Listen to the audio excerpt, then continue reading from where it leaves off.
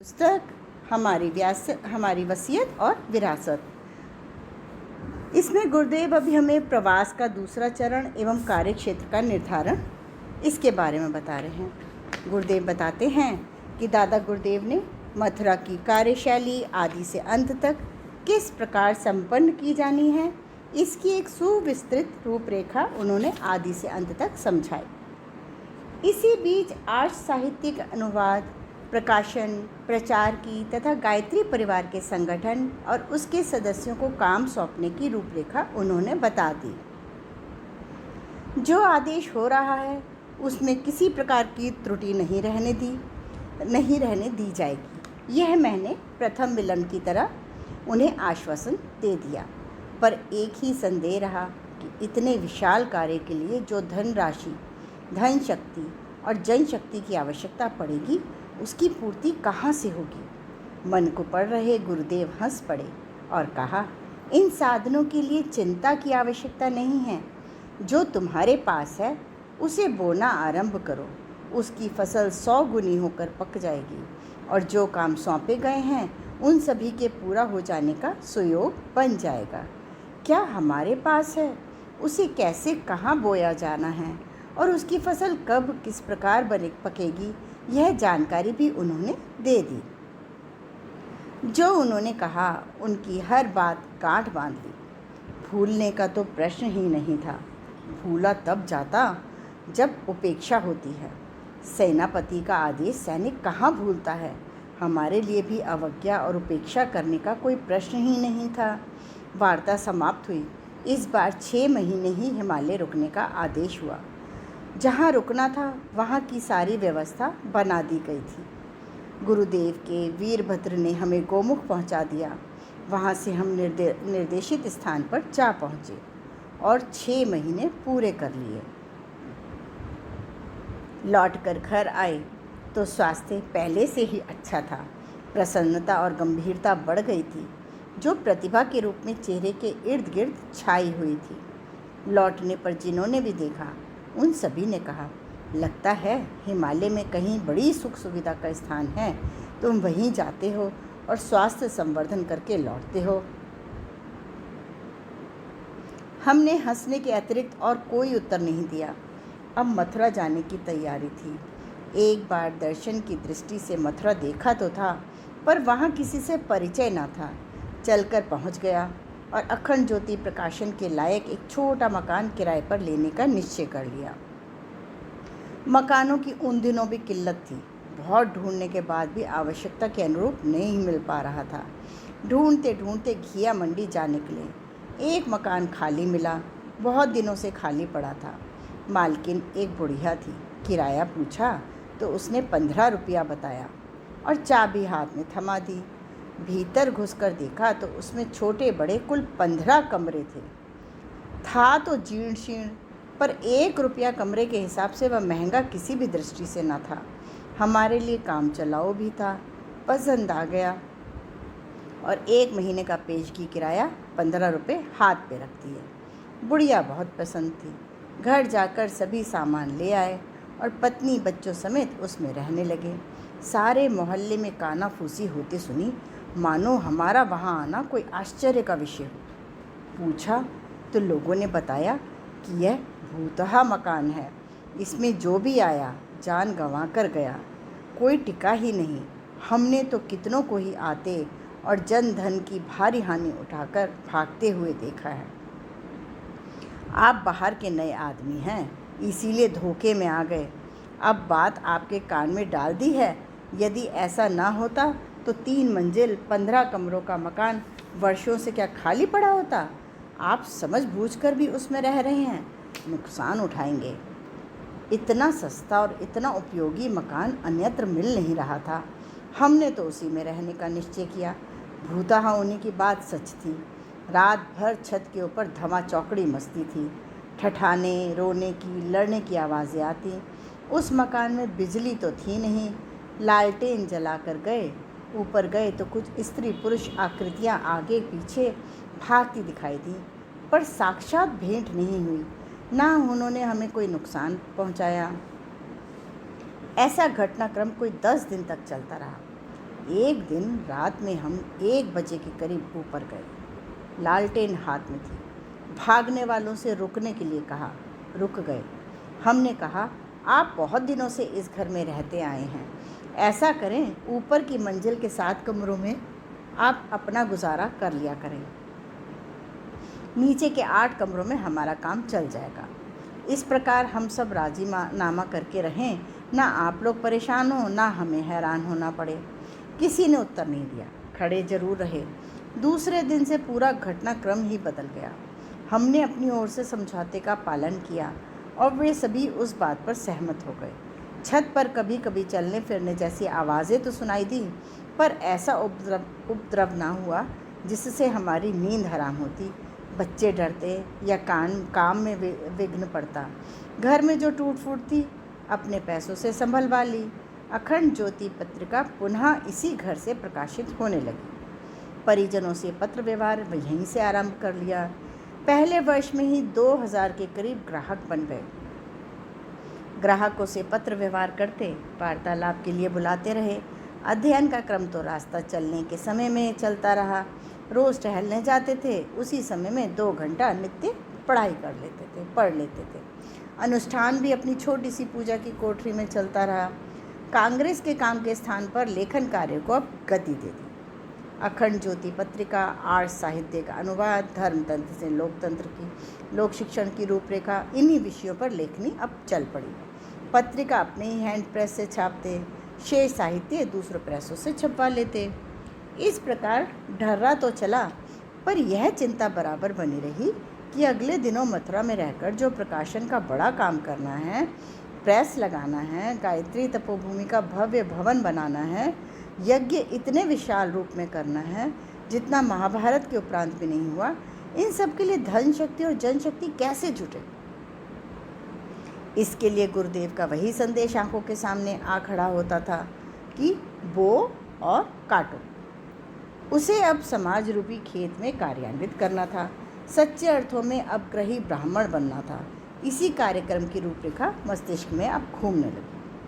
आगे गुरुदेव बताते हैं, विचार क्रांति का बीजारोपण, पुनः हिमालय आमंत्रण।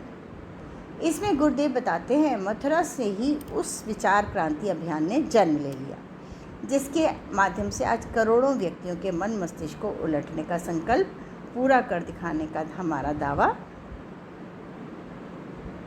सत्य होता दिखाई देता है।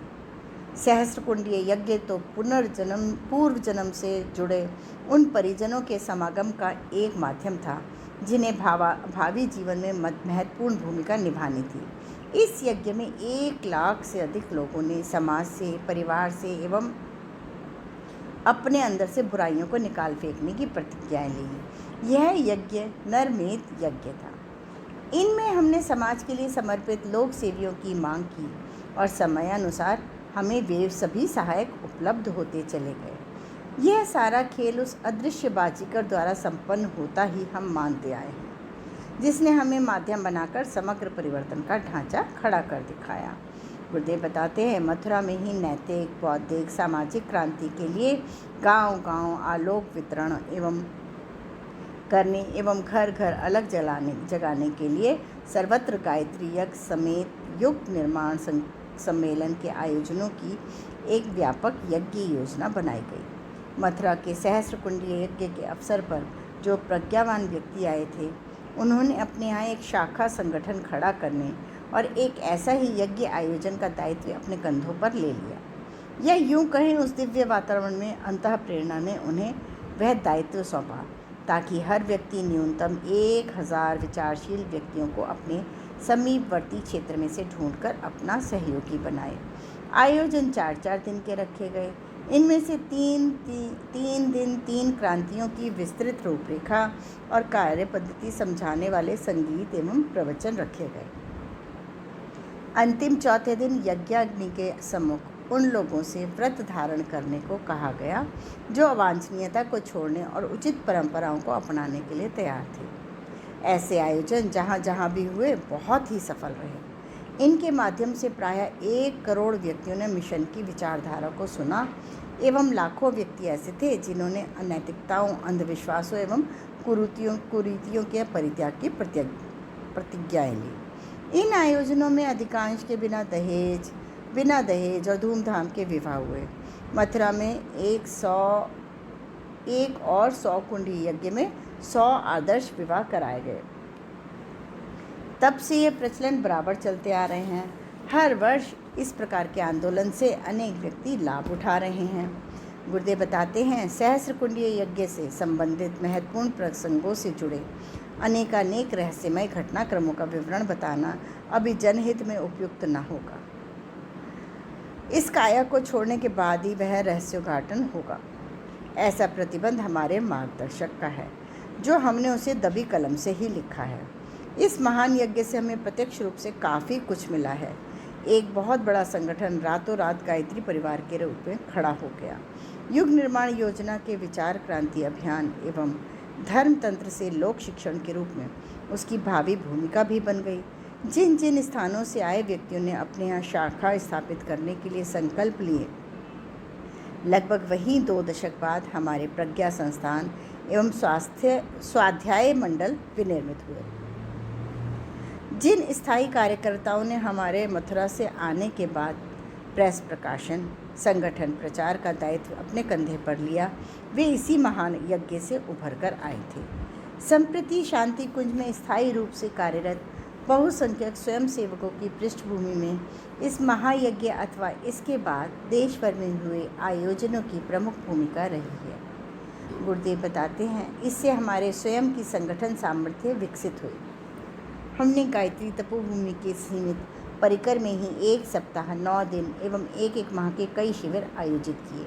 आत्मोन्नति के लिए पंचकोशीय साधना शिविर, स्वास्थ्य संवर्धन हेतु कायाकल्प सत्र एवं संगठन विस्तार हेतु परामर्श एवं जीवन साधना सत्र उन कुछ प्रमुख आयोजनों में से हैं, जो हमने सहस्र एवं शत कुंडी यज्ञ के बाद मथुरा में मार्गदर्शक के निर्देशानुसार संपन्न किए। गायत्री तपोभूमि में आने वाले परिजनों से हमें जो प्यार मिला, परस्पर आत्मीयता की जो भावना विकसित हुई, उसी ने एक विशाल गायत्री परिवार को जन्म दिया। यह वही गायत्री परिवार है जिसका हर सदस्य हमें पिता के रूप में, उंगली पकड़कर चलाने वाले मार्गदर्शक के रूप में, घर परिवार मन की समस्याओं को सुलझाने वाले चिकित्सक के रूप में देखता आया है। इसी स्नेह सद्भाव के नाते हमें भी उनके यहाँ जाना पड़ा जो हमारे यहाँ आए थे। कई स्थानों पर छोटे छोटे यज्ञ आयोजन थे, कहीं सम्मेलन तो कहीं प्रबुद्ध समुदाय के बीच तर्क तथ्य प्रतिपादनों के आधार पर गोष्ठी से आयोजन। हमने जब मथुरा छोड़कर हरिद्वार आने का निश्चय किया तो लगभग 2 वर्ष तक पूरे भारत का दौरा करना पड़ा। 5 स्थानों पर तो उतने ही बड़े सहस्र कुंडीय यज्ञों का आयोजन था जितना बड़ा मथुरा का सहस्र कुंडीय यज्ञ था। ये थे टाटानगर, महासमुंद, बहराइच, भीलवाड़ा एवं पोरबंदर। एक दिन में 3 स्थान पर रुकते हुए हजारों मील का दौरा अपने अज्ञातवास पर जाने के पूर्व कर डाला। इस दौरे से हमारे हाथ लगे समर्पित समयदानी कार्यकर्ता, ऐसे अगणित व्यक्ति हमारे संपर्क में आए जो पूर्व जन्म में ऋषि जीवन जी चुके थे। उनकी समस्त सामर्थ्य को पहचान कर हमने उन्हें विशाल परिवार से जोड़ा और इस प्रकार पारिवारिक सूत्रों से बंधा एक विशाल संगठन बनकर खड़ा हो गया। मार्गदर्शक का आदेश वर्षों पूर्व मिल चुका था कि हमें 6 माह के प्रवास के लिए पुनः हिमालय आना होगा, पर पुनः मथुरा न लौटकर हमेशा के लिए वहाँ से मुँह तोड़ते हुए हरिद्वार सप्त सरोवर में सप्त ऋषियों की तपस्थली में ऋषि परंपरा की स्थापना करनी होगी। अपना सारा दायित्व हमने क्रमशः धर्म पत्नी के कंधों पर सौंपना काफ़ी पूर्व से ही आरंभ कर दिया था। वे पिछले 3 में से 2 जन्मों में हमारी जीवन संगिनी बनकर रही ही थी। इस जन्म में भी उन्होंने अभिन्न साथी सहयोगी की भूमिका निभाई। वस्तुतः हमारी सफलता के मूल में उनके समर्पण, एकनिष्ठ सेवा भाव को देखा जाना चाहिए। जो कुछ भी हमने चाहा, जिन प्रतिकूलताओं में जीवन जीने हेतु कहा, उन्होंने सहर्ष अपने को उस क्रम में ढाल लिया। हमारी पारिवारिक पृष्ठभूमि ग्रामीण जमींदार के घराने की थी, तो उनकी एक धनी शहरी खानदान की थी, परंतु जब खुलने का प्रश्न आया तो दोनों मिलकर एक हो गए। हमने अपने गांव की भूमि विद्यालय हेतु दे दी एवं जमींदारी के बॉन्ड से मिली राशि गायत्री तपोभूमि के लिए ज़मीन खरीदने हेतु, तो उन्होंने भी अपने सभी जेवर तपोभूमि का निर्माण विनिर्मित करने के लिए दे दिया। यह त्याग समर्पण उनका था जिन्होंने हमें इतनी बड़ी ऊंचाइयों तक पहुंचाने में एक महत्वपूर्ण भूमिका निभाई। अपनी दूसरी हिमालय यात्रा में उन्होंने हमारी अनुपस्थिति में संपादन संगठन की जिम्मेदारी संभाली ही थी। अब हम 10 वर्ष बाद 1971 में एक बहुत बड़ा परिवार अपने पीछे छोड़कर हिमालय जा रहे थे। गायत्री परिवार को दृश्य रूप में एक संरक्षक चाहिए था जो उन्हें स्नेह ममत्व दे सके। उनकी दुख भरी वेदना में आंसू पोंछने का कार्य माता ही कर सकती थी। माता जी ने यह जिम्मेदारी भली भांति संभाली। प्रवास पर जाने के 3 वर्ष पूर्व से ही हम लंबे दौरे पर रहा करते थे। ऐसे में मथुरा आने वाले परिजनों से मिलकर उन्हें दिलासा देने का कार्य वे अपने कंधों पर ले चुकी थी। हमारे सामाजिक जीवन जीने में हमें उनका सतत सहयोग ही मिला। 200 रुपये में 5 व्यक्तियों का गुजारा, परिवार का भरण पोषण किया। आने वालों का समुचित आतिथ्य सत्कार भी वे करती रहीं, किसी को निराश नहीं लौटने दिया। मथुरा में जिया हमारा जीवन एक अमूल्य धरोहर के रूप में है। इससे न केवल हमारी भावी क्रांतिकारी जीवन की नींव ढली, अपितु क्रमशः प्रत्यक्ष पीछे हटने की स्थिति में दायित्व संभाल सकने वाले मजबूत कंधों वाले नरत्व भी हाथ लगे। आगे गुरुदेव बताते हैं मथुरा के कुछ रहस्यमय प्रसंग। प्रारंभ में मथुरा में रहकर जिन गतिविधियों को चलाने के लिए हिमालय से आदेश हुआ था, उन्हें अपनी जानकारी की क्षमता द्वारा कर सकना कठिन था। न साधन, न साथी, न अनुभव, न कौशल, फिर इतने विशाल काम किस तरह बन पड़े। हिम्मत टूटती सी दिखाई देती थी। हिम्मत टूटती सी देखकर मार्गदर्शक ने परोक्षता लगाम हाथ में संभाल ली। हमारे शरीर भर का उपयोग हुआ। बाकी सब काम कठपुतली नचाने वाले बाजीगर स्वयं करता रहा। लकड़ी के टुकड़े का श्रेय इतना ही है कि तार मजबूती से जकड़ कर रखा और जिस प्रकार नाचने का संकेत हुआ वैसा करने से इनकार नहीं किया। 4 घंटे नित्य लिखने के लिए निर्धारित किए गए।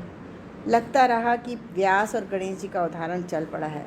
पुराण लेखन में व्यास बोलते गए थे, ठीक यहाँ भी वही हुआ। 8 ग्रंथों का अनुवाद कार्य अति कठिन है।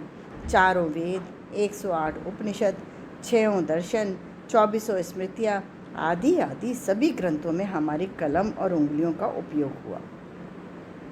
बोलती लिखाती कोई और अदृश्य शक्ति रही, अन्यथा इतना कठिन काम इतनी जल्दी बन पाना संभव न था। फिर धर्म तंत्र से लोक शिक्षण का प्रयोग पूरा करने वाली सैकड़ों की संख्या में लिखी गई पुस्तकें मात्र एक व्यक्ति के बलबूते किस प्रकार होती रह सकती थीं। यह लेखन कार्य जिस दिन से आरंभ हुआ उस दिन से लेकर आज तक बंद नहीं हुआ। वह बढ़ते बढ़ते इतना हो गया जितना हमारे शरीर का वजन है। प्रकाशन के लिए प्रेस की ज़रूरत हुई। अपने बलबूते पर हैंड प्रेस का जुगाड़ किसी तरह जुटाया गया। जिसे काम कराना था वह इतनी सी बाल क्रीड़ा देखकर हंस पड़े। प्रेस का विकास हुआ। ट्रेडले, सिलेंडर, ऑटोमेटिक, ऑफसेट, एक के बाद एक मशीनें आती चली गई। अब सबकी कीमतें और प्रकाशित साहित्य की लागत लाखों को पार कर गई। अखंड ज्योति पत्रिका के अपने पुरुषार्थ से 2000 तक ग्राहक बनाने पर बात समाप्त हो गई थी। फिर मार्गदर्शक ने धक्का लगाया तो वह बढ़ते बढ़ते 1.5 लाख के करीब छपती है, जो एक कीर्तिमान है। उसके और भी 10 गुना बढ़ने की संभावना है। युग निर्माण योजना हिंदी में, युग शक्ति गायत्री गुजराती, युग शक्ति उड़िया आदि सब मिलाकर भी 1.5 लाख करीब हो जाती हैं। एक व्यक्ति द्वारा रचित इतनी उच्च कोटि की इतनी संख्या में पत्रिका छपती हैं और जब घाटा जेब में से ना देना पड़ता हो तो यह एक कीर्तिमान ही है, जैसा अपने देश में अन्यत्र उदाहरण नहीं ढूंढा जा सकता।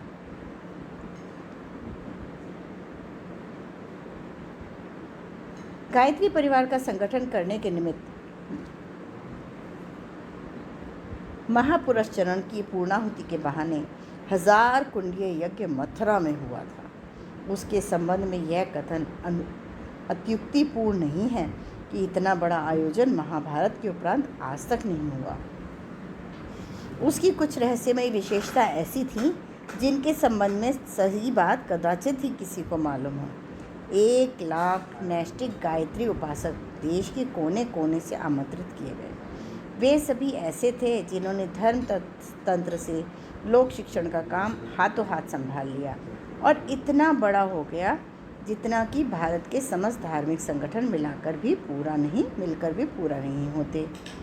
इन व्यक्तियों से हमारे परिचय बिल्कुल ना था, पर उन सबके पास निमंत्रण पत्र पहुँचे और वे अपना मार्ग व्यय खर्च करके भागते चले आए। यह एक पहेली ही है जिसका समाधान ढूंढ पाना कठिन। गुरुदेव बताते हैं दर्शकों की संख्या मिलाकर 10 लाख प्रतिदिन पहुंचती रही। इन्हें 7 मील के घेरे में ठहराया गया। किसी को भूखा नहीं जाने दिया, किसी से भोजन का मूल्य नहीं मांगा गया। अपने पास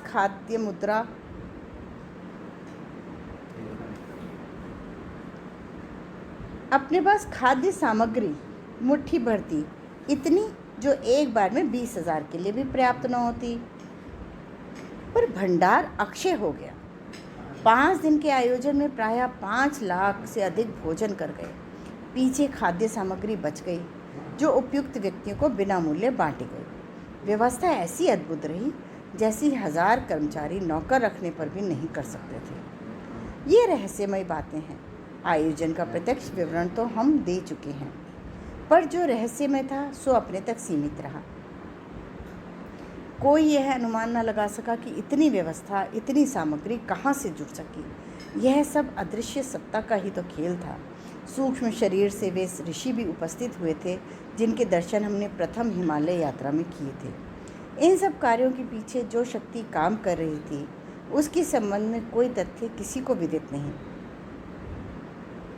लोग इसे हमारी करामात चमत्कार कहते रहे। भगवान साक्षी है, हम जड़ भरत की तरह, मात्र दर्शक की तरह यह सारा खेल देखते रहे।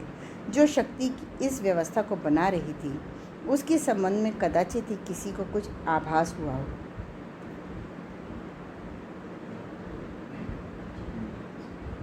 तीसरा काम जो हमें मथुरा में करना था वह था गायत्री तपोभूमि का निर्माण।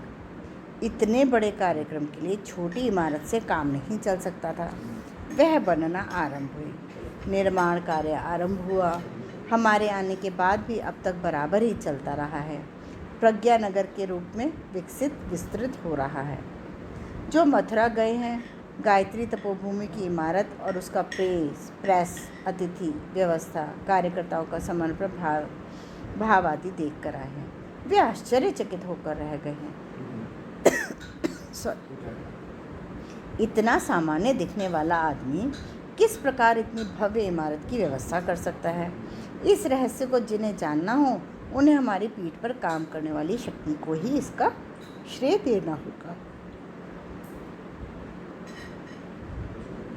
व्यक्ति को नहीं। अर्जुन का रथ भगवान सारथी बनकर चला रहे थे।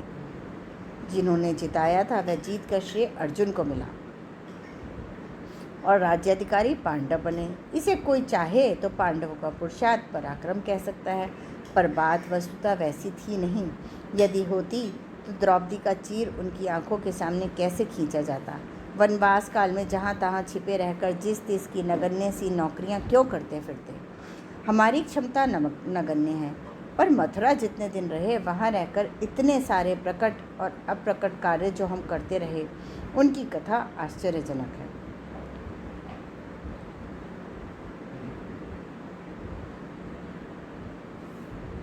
उनका कोई लेखा जोखा लेना चाहे तो हमारी जीवन साधना के तथ्यों को ध्यान में रखें और हमें नाचने वाली लकड़ी के टुकड़े से बनी कठपुतली के अतिरिक्त और कुछ न माने।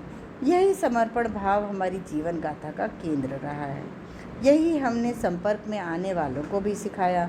वह सत्ता द्वारा परोक्ष संचालन हेतु स्वयं को एक निमित्त मात्र मानकर उपासना, साधना, आराधना के त्रिविध प्रसंगों का समय समय पर रहस्योद्घाटन भी करते रहे। जो चाहे उन्हीं प्रसंगों में हमारी आत्मकथा का तत्व दर्शन समझते रह सकते हैं। आगे गुरुदेव बताते हैं, महामानव बनने की विधा जो हमने सीखी अपनाई। उचित होगा कि आगे का प्रसंग आरंभ करने से पूर्व हम अपनी जीवन साधना के स्वयं की आत्मिक प्रगति से जुड़े 3 महत्वपूर्ण चरणों की व्याख्या करते हैं। हमारी सफल जीवन यात्रा का यही केंद्र बिंदु रहा है। आत्मगाथा पढ़ने वालों की इस मार्ग पर चलने की इच्छा जागे, प्रेरणा मिले तो वे इस तत्व दर्शन को हृदयंगम करें जो हमने जीवन में उतारा। अलौकिक रहस्य प्रसंग पढ़ने सुनने में अच्छे लग सकते हैं, पर रहते हुए व्यक्ति विशेष तक ही सीमित हैं। उनसे हिप्नोटाइज होकर कोई उसी कर्मकांड की पुनरावृत्ति कर हिमालय जाना चाहे तो उसे कुछ हाथ न लगेगा। सबसे प्रमुख पाठ जो इस काया रूपी चोले में रहकर हमारी आत्मसत्ता ने सीखा है वह है सच्ची उपासना, सही जीवन साधना और समष्टि की आराधना। यही वह मार्ग है जो व्यक्ति को नर मानव से देव मानव, ऋषि, देवदूत स्तर तक पहुंचाता है। जीवन धारण के लिए अन्न, वस्त्र, निवास की आवश्यकता पड़ती है। साहित्य सृजन के लिए कलम, स्याही और कागज चाहिए। फसल उगाने के लिए बीज, खाद, पानी का प्रबंध करना पड़ता है। ये तीनों ही अपने अपने स्थान पर महत्वपूर्ण हैं। उनमें से एक की भी उपेक्षा नहीं की जा सकती। आत्मिक प्रगति के लिए उपासना, साधना और आराधना, इन तीनों के समान समन्वय की आवश्यकता पड़ती रहे। इनमें से किसी को अकेले के सहारे लक्ष्य तक नहीं पहुंचा जा सकता। कोई एक भी ऐसा नहीं है जिसे छोड़ा जा सके। आगे गुरुदेव बताते हैं, उपासना का सही स्वरूप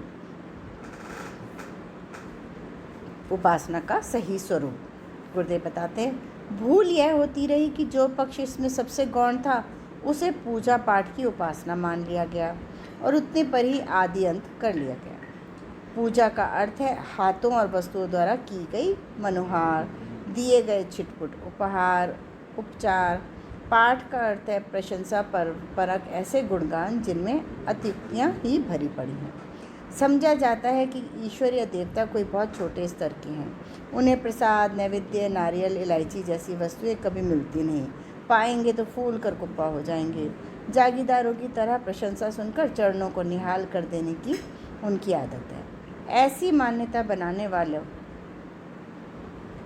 वाले देवताओं के स्तर एवं बड़प्पन के संबंध में बेखबर होते और उनको बच्चों जैसा ना समझते हैं, जिन्हें इन्हीं खिलवाड़ों के से फुसलाया और बरगलाया जा सकता है। मनोकामना पूरी करने के लिए उन्हें लुभाया जा सकता है।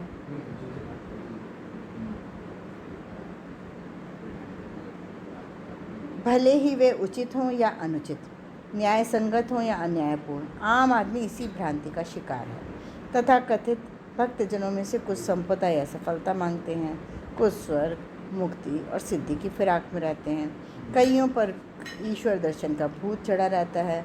माला घुमाने, अगरबत्ती जलाने वालों में से अधिकतर संख्या ऐसे ही लोगों की है। मोटे अर्थों में उपासना उतने तक सीमित समझी जाती है जो इस विडंबना में से जितना अंश पूरा कर लेते हैं वे अपने को भक्तजन समझने का नखरा करते हैं और बदले में भगवान ने अपनी मनोकामनाओं की पूर्ति नहीं की तो 1000 गालियाँ भी सुनाते हैं। कई इनमें से भी सस्ता नुस्खे अपनाते हैं। वे प्रतिमाओं की, संतों की दर्शन झांकी करने भर से यह मानने लगते हैं कि इस एहसान के बदले ये लोग छक मारकर अपना मनोरथ पूरा करेंगे। बुद्धिहीन स्तर की कितनी ही मान्यताएं समाज में प्रचलित हैं। लोग उन पर विश्वास भी करते हैं और अपनाते भी हैं। उन्हीं में से एक यह है कि आत्मिक क्षेत्र की उपलब्धियों के चलते दर्शन झांकी या पूजा पाठ जैसा नुस्खा अपना लेने भर से काम चल जाना चाहिए, पर वस्तुतः ऐसा होता नहीं। यदि होता तो मंदिरों वाली भीड़ और पूजा पाठ वाली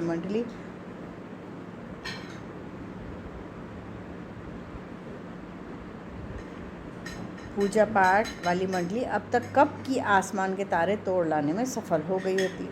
समझा जाना चाहिए कि जो वस्तु जितनी महत्वपूर्ण है उसका मूल्य भी उतना ही अधिक होना चाहिए। प्रधानमंत्री के दरबार का सदस्य बनने के लिए पार्लियामेंट का चुनाव जीतना चाहिए। उपासना का अर्थ है पास बैठना। यह वैसा नहीं कि जैसे रेलगाड़ी के मुसाफिर एक दूसरे पर चढ़ के बैठ जाते हैं, वरन वैसा है जैसे कि दो घनिष्ठ मित्रों को दो शरीर एक प्राण होकर रहना पड़ता है। सही समीपता ऐसे ही गंभीर अर्थों से ली जानी चाहिए। समझा जाना चाहिए कि इसमें किसी को किसी के लिए समर्पण करना होगा। चाहे तो भगवान अपने नियम, विधान, मर्यादा, अनुशासन छोड़कर किसी भजनानंदी के पीछे पीछे नाक में नकेल डालकर फिरते रहे, या जो कुछ भला बुरा वह निर्देश दे उसकी पूर्ति करते रहे। अन्यथा दूसरा उपाय यही है कि भक्त को अपना जीवन भगवान की मर्जी के अनुरूप बनाने के लिए आत्मसमर्पण करना होगा। हमें हमारे मार्गदर्शक ने जीवनचर्या को आत्मोत्कर्ष के त्रिविध कार्यक्रम में नियोजित करने के लिए सर्वप्रथम उपासना का तत्वदर्शन और स्वरूप समझाया। कहा, भगवान तुम्हारी मर्जी पर नहीं नाचेंगे, तुम्हें ही भगवान का भक्त बनना और उसके संकेतों पर चलना पड़ेगा। ऐसा कर सकोगे तो तद्रूप होने का लाभ प्राप्त करोगे। उदाहरण देते हुए उन्होंने समझाया कि ईंधन की हस्ती 2 कौड़ी की होती है, पर जब वह अग्नि के साथ जुड़ जाता है तो उसमें सारे गुण अग्नि के आ जाते हैं। आग ईंधन नहीं बनती है, ईंधन को आग बनना पड़ता है। नाला नदी में गिरकर वैसा ही चरित्र और महान बन जाता है, पर ऐसा नहीं होता कि नदी उलटकर नाले में गिरी और वैसी ही गंदी बन जाए। पारस को छूकर लोहा सोना बनता है, लोहा पारस नहीं बनता। किसी भक्त का यह आशा करना कि भगवान उसके इशारों पर नाचने के लिए सहमत हो जाएगा, आत्म प्रपंचा भर है। भक्त को ही भगवान के संकेतों पर कठपुतली की तरह नाचना पड़ता है। भक्त की इच्छाएं भगवान पूरी नहीं करते, वरन भगवान की इच्छा पूरी करने के लिए भक्त को आत्मसमर्पण करना पड़ता है। बूंद को समुद्र में घुलना पड़ता है, समुद्र बूंद नहीं बनता। यही है उपासना का एकमात्र तत्व दर्शन। जो भगवान के समीप बैठना चाहे वह उसी का निर्देशन, अनुशासन स्वीकार करे, उसी का अनुयायी सहयोगी बने।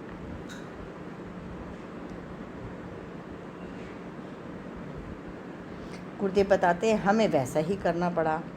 भगवान की उपासना, गायत्री माता का जप, सविता पिता का ध्यान करते रहे। भावना एक ही रखी है कि श्रवण कुमार की तरह आप दोनों को तीर्थ यात्रा कराने के आदर्श का परिपालन करेंगे। आपसे कुछ मांगेंगे नहीं, आपके सच्चे पुत्र कहला सकेंगे ऐसा व्यक्तित्व उठा लेंगे। आपकी निकृष्ट संतान जैसी बदनामी नहीं होने देंगे। ध्यान की सुविधा के लिए गायत्री को माता और सविता को पिता माना तो सही, पर साथ ही यह भी अनुभव किया कि वे सर्वव्यापक और सूक्ष्म हैं। इसी मान्यता के कारण उनको अपने रोम में और उनको अपनी तरंग में घुला सकना संभव हो सका। मिलन का यह आनंद इससे कम में नहीं आता। यदि उन्हें व्यक्ति विशेष माना होता तो दोनों के मध्य अंतर बना ही रहता और चलकर आत्मसात होने की अनुभूति होने में बाधा बनी रहती।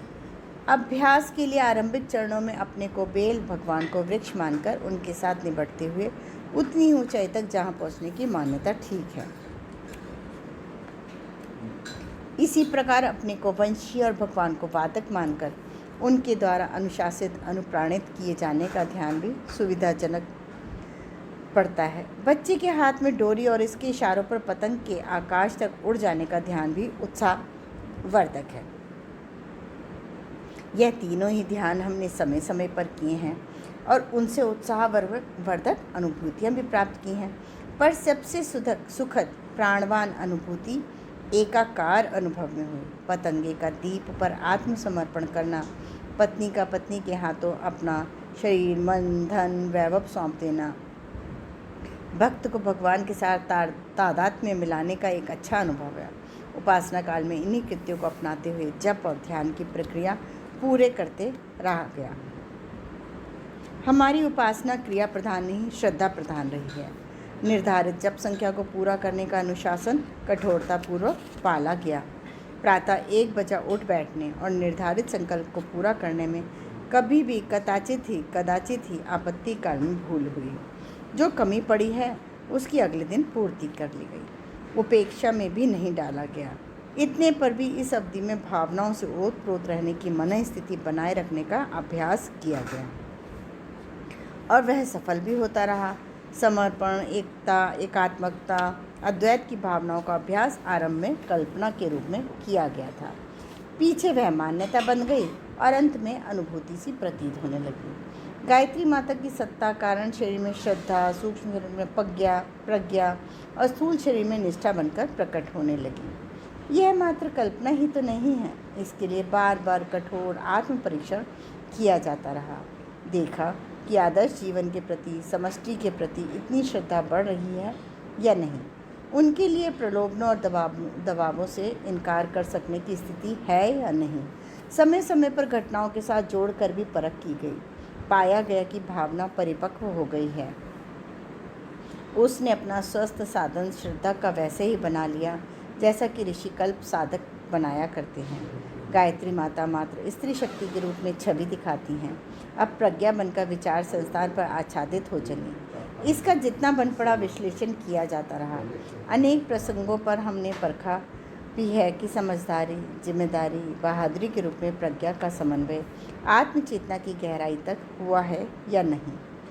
यदि पक्षपात की चूक न हुई होती तो प्रतीत होता रहा है कि भाव चेतना में प्रज्ञा के रूप में गायत्री माता का अवतरण हुआ है और उनकी उपासना, ध्यान धारणा फलवती हो चली है। मान्यता का गुण, कर्म, स्वभाव में परिवर्तन होना, यही तो उपासनात्मक धारणा की परख है। त्रिपदा गायत्री का तीसरा स्वरूप है निष्ठा अर्थात संकल्प। धैर्य, साहस, पराक्रम, तप, कष्ट सहन। जिस प्रकार आवेश से निकलकर बर्तन को उंगली से ठोक ठोक कर देखा जाता है कि यह फूटा तो नहीं है, उसी प्रकार प्रलोभन और भय के प्रसंगों पर दृढ़ता डगमगाई तो नहीं। यह क्रिया और भावना की दृष्टि से जांच पड़ताल की जाती रही। पाया गया प्रगति रुकी नहीं है, हर कदम क्रमशः आगे ही बढ़ता रहा है। सविता का तेजस ब्रह्म वर्चस कहलाता है। उसी को ओजस, तेजस, मनस और वर्चस कहते हैं। पवित्रता, प्रखरता, प्रतिभा के रूप में इसका प्रत्यक्ष परिचय मिलता है। सविता के आलोक के स्थूल, सूक्ष्म और कारण शरीर प्रवेश की विधि पहले ही ऐसा अनुभव कराती रही कि शरीर में बल, मस्तिष्क में ज्ञान और हृदय में भाव, साहस भर रही है। पीछे अनुभव होने लगा कि अपनी समूची सत्ता ही अग्निपिंड की ज्योतिपिंड के समान बन गई है।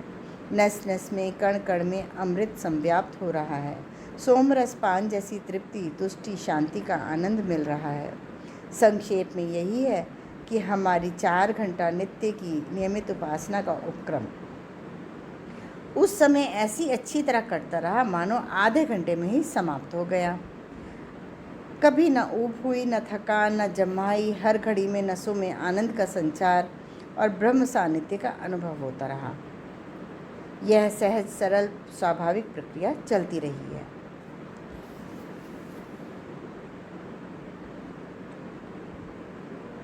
ना कभी गणना करनी पड़ी, ना कभी गर्व हुआ, ना प्रयास की अपेक्षा मन में उठी। जिस प्रकार दिनचर्या के अन्य कार्य सहज सरल हो जाते हैं, उसी प्रकार भगवान के पास बैठना भी एक ऐसा कार्य है जिसे किए बिना अब हमारे लिए एक दिन में बिताना संभव नहीं था। नियत घंटे तो उपासना के ऐसे हैं जैसे नशा पीने, ताड़ी खाने के जाने का। जो पिया है उसकी खुमारी तो 24 घंटे बनी रहती है। भगवान को अपने में अनुभव करते हुए क्षण गुजरते रहते हैं। इसी मन स्थिति में उतार चढ़ाव की परिस्थितियाँ भी सरल और स्वाभाविक लगती हैं। न हर्ष होता है, न शोक। चारों ओर आनंद का समुद्र जैसे लहलहाता दिखता हो।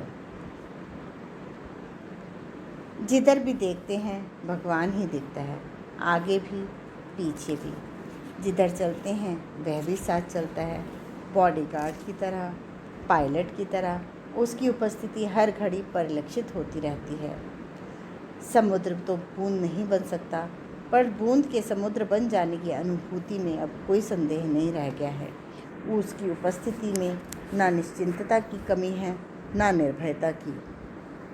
आत्मा को परमात्मा से मिला देने वाली जिस श्रद्धा को लंबे जीवन काल में संजोया गया है, अब वह साक्षात भगवती की तरह अपनी उपस्थिति और अनुभूति का परिचय देती रही है।